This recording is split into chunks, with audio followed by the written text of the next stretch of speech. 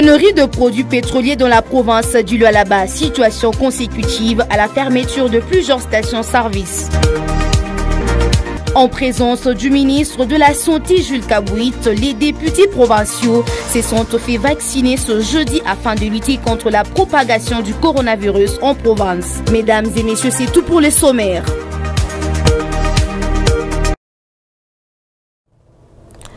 De partout, vous nous suivez à travers le monde. Mesdames et messieurs, bienvenue à cette édition du journal qui s'ouvre par la province du Lualaba, qui connaît depuis ce jeudi 1er juillet une pénurie en produits pétroliers. La plupart des stations-service sont fermées. Quelques-unes encore ouvertes connaissent un afflux de véhicules. Dans une journée grandement ouvrable, les pétroliers frappent fort. La quasi-totalité des stations-service se retrouve fermée.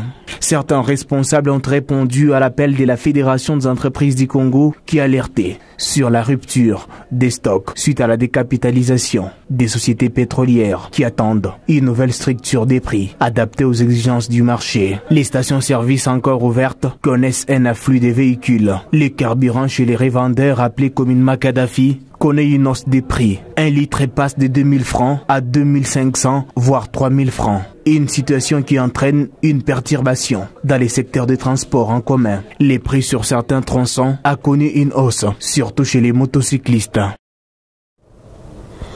Pour prêcher par l'exemple, les élus provinciaux du Lualaba se sont vaccinés ce 1er juillet 2021 contre le vaccin contre la COVID-19 après avoir été éclairés sur le fonctionnement du protocole de la curative et préventive contre cette maladie. C'est en présence du ministre provincial de la Santé, Jules Kabouit. C'est lui qui estime qu'il peut avoir le vaccin, qui n'est pas onéreux, parce qu'il est gratuit bien sûr, qu'il le prenne. Les députés provinciaux de Lualaba s'engagent à mener un combat solide contre la COVID-19. Outre la campagne de sensibilisation, invitant leurs électeurs respectifs à respecter les mesures barrières déjà établies, ces élus du peuple ont démontré encore un acte patriotique de haute portée en acceptant de se faire vacciner ce jeudi 1er juillet 2021. Et ceux qui se sont vaccinés longtemps avant nous n'ont connu aucun problème. Les statistiques démontrent que la vaccination protège. J'invite donc ceux qui le peuvent de se vacciner pour que, vous avez vu en Europe, à cause de la vaccination, ils ont ouvert finalement les lieux publics. Ils suivent les matchs, ils vont dans des concerts, la vie est redevenue normale. Nous souhaitons aussi que nous puissions avoir des vaccins de manière à ce que, une fois vaccinés, nous puissions vaquer à nos occupations normalement. Je viens de prendre ces vaccins pour leur montrer que c'est la voie du salut face à cette maladie imprévisible et qui terrasse tout le monde. Donc il n'y a aucun risque parce que personne parmi ceux qui se sont fait vacciner avant nous n'ont présenté des signes de maladie ou nous ont communiqué quelques malaises que ce soit. Ceci marque une nouvelle invitation à la population du Lualaba afin de barrer la route à cette pandémie.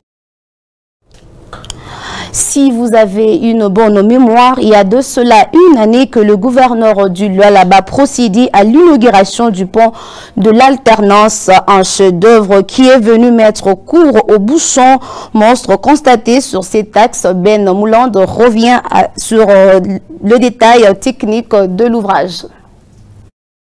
C'est un pont qui enjambe la voie ferrée Kolosi-Dilolo à 2 voies, dont chacune comprend 2 bandes. Un ouvrage qui s'étend sur 375 mètres avec une capacité de supporter des 100 tonnes. C'est l'un des grands chantiers initiés par le gouvernement provincial du Lualaba dans le seul but de supplanter les bouchons observés sur cet axe, compris comme les goulots d'entraînement de la circulation routière dans la ville. Ce chef-d'œuvre est sorti des terres après 8 mois de dur labeur exécutés par une entreprise de la place, dont les travaux ont été lancés en octobre 2019. Financé totalement par le gouvernement provincial du Lualaba, Les coûts globaux des travaux étaient évalués à 2 260 541 $ américains, en dehors de l'éclairage et des signalisations. Dès lors, les bouchons vécus sur ces taxes sont restés rien que dans le passé. La police nationale congolaise du Lualaba exprime son soutien indéfectible aux FARDC qui sont en mission commando pour pacifier l'Est de la RDC. C'était au cours d'une communication tenue ce jeudi 1er juillet par le colonel Kitenge. C'était le soutien à nos collègues qui sont à l'Est. Leur dire que nous sommes de cœur avec eux et nous sommes prêts les jours où l'autorité pourra décider qu'on aille le relever. Nous sommes prêts avec eux. Nous sommes prêts avec eux. Et nous voulons aussi rassurer la population lualabaise que nous sommes là pour eux, qu'elle soit calme. Les bruits qu'ils entendent de rumeurs ici et là, ils ont leur armée et leur police pour les protéger. La population doit avoir d'abord confiance à leur armée et leur police. Parce qu'aujourd'hui, personne ne peut me contredire, c'est Lualaba qui est la province la plus sécurisée de la République, où la population dorme calmement. C'est ce militaire-là, ces vaillants policiers-là, qui, jour et nuit, sont là pour leur sécuriser. Alors, la présence du militaire, de la police, c'est pour leur propre sécurité d'abord. Hier, si ils ont vu la police et l'armée faire ce qu'ils ont fait, c'était pour qu'ils soient sûrs qu'ils ont leur armée, ils ont leur police, pour leur propre sécurité, qu'ils soient fiers de ça. Le vice-gouverneur du Lualaba a accordé des audiences ce jeudi 1er juillet 2021. D'abord au secrétaire général Aïdelep ST à mission au Lualaba. Fifi Masuka a ensuite reçu une responsable d'une boutique. À mission officielle au Lualaba pour l'identification des établissements scolaires et enseignants de la province, le secrétaire général AI à l'enseignement primaire, secondaire et technique était au cabinet de l'autorité provinciale du Lualaba pour lui faire part de sa mission. Il a été question pour moi de lui présenter des civilités et ensuite lui parler de l'objectif de ma mission ici à Kolwezi. J'ai été désigné par son Excellence Monsieur le ministre, le professeur Tony Mwabakazadi, pour superviser la mission de géolocalisation. Les enquêteurs sont déjà dans les écoles. Il est question pour le ministère de l'enseignement primaire, secondaire et technique d'identifier les élèves, d'identifier les écoles, les enseignants qui sont dans les écoles pour pouvoir préparer la carte scolaire. Masuka Senififi a aussi accordé une audience. Viviane Kabouitz qui est allée remettre un lot d'épargne aux femmes de Goma victimes de l'éruption volcanique. La RDC a commémoré ses 61e anniversaire de son indépendance ce mercredi 30 juin 2021. Patrice Emery Lumumba est le personnage le plus connu de la lutte. Pourtant, certains personnages y ont pris part, notamment Okito Mpolo. Reportage de Passion Kabamba. Dans la lutte acharnée pour arracher l'indépendance des mains des colonisateurs belges, plusieurs noms ont contribué à l'aboutissement heureux de la souveraineté du pays. Bien que Patrice Emery Lumumba était l'icône de l'indépendance, de nos jours, ses compagnons s'y retrouvent dans les oubliettes. Lumumba n'était pas seul pour que nous puissions être indépendants. Non, il y avait beaucoup, c'était toute une cohorte de gens qui étaient en Belgique pour que nous puissions avoir l'indépendance. Mais hélas, est-ce que Lumumba était mort seul? Non. Est-ce que Lumumba, c'était lui, l'artisan seul de l'indépendance? Non. Est-ce que vous comprenez? Là, maintenant, ensemble avec Okito Mpolo. Mais si et seulement si Okito Mpolo ne sont pas sur la sellette, c'est la mauvaise gestion de Mobutu. Certains partisans de l'indépendance, leur nom se voit immortalisé dans les baptêmes des avenues. Il faut insérer ce programme-là dans l'éducation. Est-ce que vous comprenez? Parce qu'il faut enseigner à nos enfants et petits-enfants qu'il y avait ça, il y avait ça, il y avait Lumumba, il y avait Mpolo, il y avait Okito, il y avait tel ou tel qui avait mal géré. C'est ça l'histoire. C'est ça l'histoire, mon ami. Un pays sans histoire, c'est un pays mort. Patrice Emery Lumumba a été assassiné aux côtés de ses compagnons des luttes entre autres Okito, Polo, qui sont presque méconnus du public. 30 juin 2011 au 30 juin 2021, cela fait exactement 10 ans que la RDC commémore sous méditation la fête de son indépendance. Quelles sont les avancées significatives? Ogui Chamboui donne son point de vue.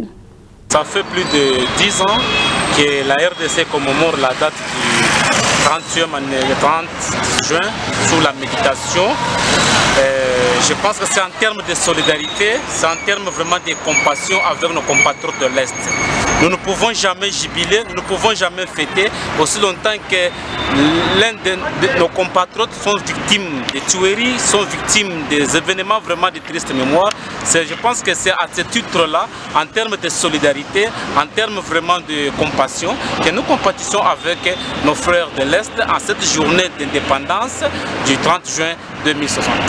Oui, les résultats jusque-là est en gros mitigé. Nous avons passé plus de 10 ans sous cette méditation, mais nous espérons bien qu'avec le nouveau régime, avec le président Félix Antoine Tshisekedi Tshilombo, qui a d'abord décrété l'état de siège à l'Est pour en finir avec ce problème vraiment d'insécurité à l'Est. Nous espérons vraiment que dans les jours à venir, nous espérons vraiment que pour le 30 juin 2022, nous allons vraiment fêter ensemble avec nos compatriotes de l'Est comme d'habitude. La RDC connaît des avancées médiatiques en 61 ans de l'indépendance. La liberté de la presse est relativement significative. D'autres défis sont à relever. Francine Chansa. La liberté de la presse en RDC a connu des mutations. Chaque régime politique connaît ses propres réalités. Il y a des avancées significatives parce qu'après l'indépendance, la presse était soumise à un bégaiement dû à l'impréparation et à l'amateurisme des hommes politiques. Arrivé en 1965 avec l'arrivée de Mobutu, la liberté de la presse n'existait presque pas. C'est ainsi que le 24 avril 1990, dans son discours, Mobutu Sese Seko annonçant la liberté de la presse, mais qui a été étouffé une fois de plus par Laurent Désiré Kabila en 1997, mais avec l'arrivée de Joseph Kabila Kabange, lors de son discours d'investiture, il a promis une liberté d'expression et de la presse. Maintenant, avec l'actuel président Félix Antoine Tshisekedi, qui d'ailleurs a promis dans son discours qui fera de la presse un véritable quatrième pouvoir. Des dérapages de certains professionnels de médias sont enregistrés. Ils sont causés par la mauvaise conception du concept liberté de la presse. C'est revoir la loi qui régit la presse en République démocratique du Congo.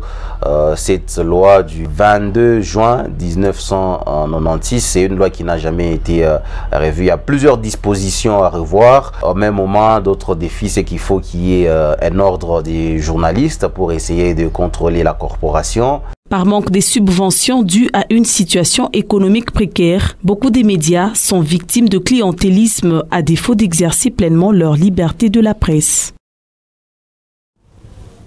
Dans une interview accordée à nos frères de Jeune Afrique, Félix Tshisekedi, chef de l'État, est finalement sorti de son silence sur le dossier de l'arrestation de Vital Kamerhe. Commentaire de Raphaëlo.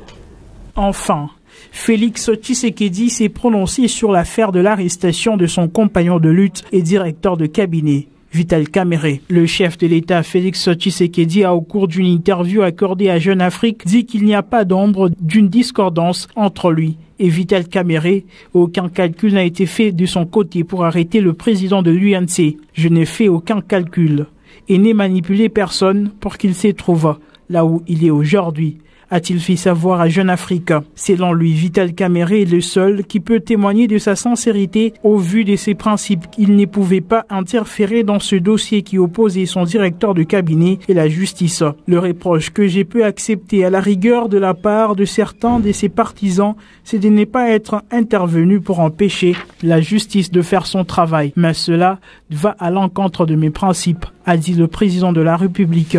Vital Kamerhe faisait-il peur à Félix Tshisekedi?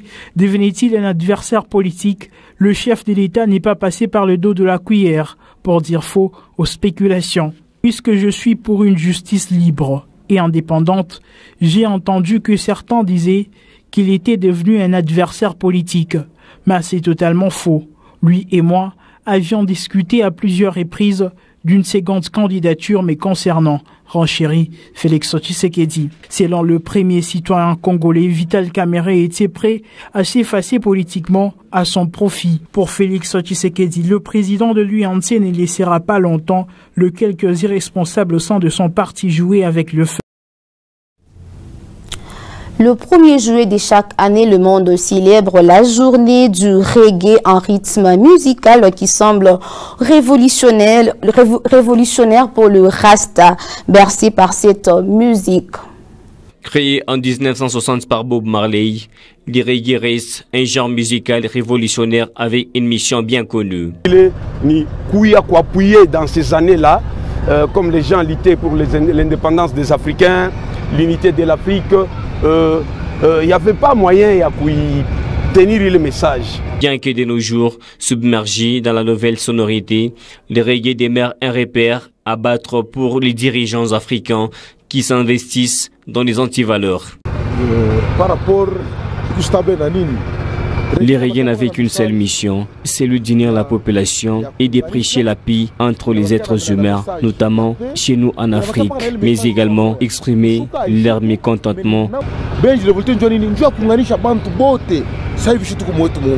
Les Rasta et les reggae, impossible de les dissocier. Le président du mouvement Rastafari, Djulolaba, Majita Kazondo, s'inspire pour appeler à la conscience des autorités congolaises. Sa mission, il est beau. Aujourd'hui, nous constatons que nous avons élu des députés, mais ces derniers ont oublié leur mission, notamment celui de plaider les causes de la population. C'est parmi les missions du reggae. Dieu à population, Dieu à peuple. Le reggae est une musique qui a été créée lors de l'exploitation des nègres par les colonisateurs. Elle tire son origine dans d'autres genres musicaux tels que les blues, les rock ainsi que le jazz.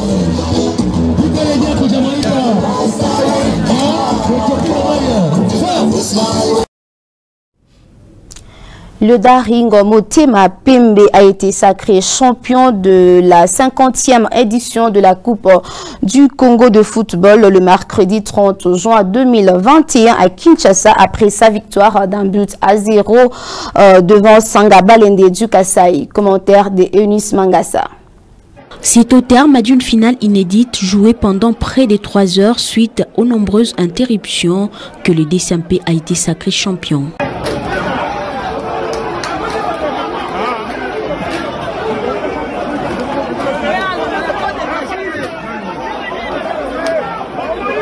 Après une première mi-temps stérile, les Immaculés ont obtenu leur but victorieux en seconde période par l'entremise de Desi Mboma. Après une saison assez moyenne en Linafoot, Motema Pembe décroche ainsi son ticket pour la Coupe de la Confédération saison 2021-2022. Jean-Florent Ibenge quitte l'association sportive Vita Club de Kinshasa après cette saison sportive. L'annonce a été faite ce mercredi 30 juin 2021 par la présidente du club, Bertine Kazadi, à travers un tweet. Son départ est accepté par le supporter qui salue d'ailleurs le bon travail abattu au sein du club. Vita Club et Florent Ibenge, leur attachement n'appartient désormais qu'au passé. La présidente du club a annoncé cette séparation sans le moindre détail via un tweet. Supporters et sympathisants du club rendent hommage au loyaux service de celui qu'ils appelaient communément Yaflo. Ibenge a fait beaucoup pour V-Club, donc sa venue dans notre cher club a essayé un peu de monter les niveaux de notre foot. Vita Club Florent Ibengue, une séparation à l'amiable et un défi pour son successeur. Donc il part, il laisse la barre très haut. Donc là on est conscient que Ibengue a laissé la barre très haut au niveau de notre équipe l'ASV Club. J'ai toujours dit aux supporters, nous sommes des supporters de l'ASV Club, pas des gens. Donc nous sommes les supporters de l'ASV Club. Donc la coordination passe, les entraîneurs passent, mais les supporters, nous resterons toujours. Bonne chance à lui, là où il va partir et dans tous ses projets. Et puis nous serons toujours derrière notre équipe, derrière nos couleurs vert, noir et jaune. Florent Ibengue, c'est 2 titres de la Lina Foot et 2 finales en interclub de la CAFA. C'est la fin complète de cette édition. À toutes et à tous, merci de votre fidélité sur les antennes de Wangu Radio et Télévision. Au revoir.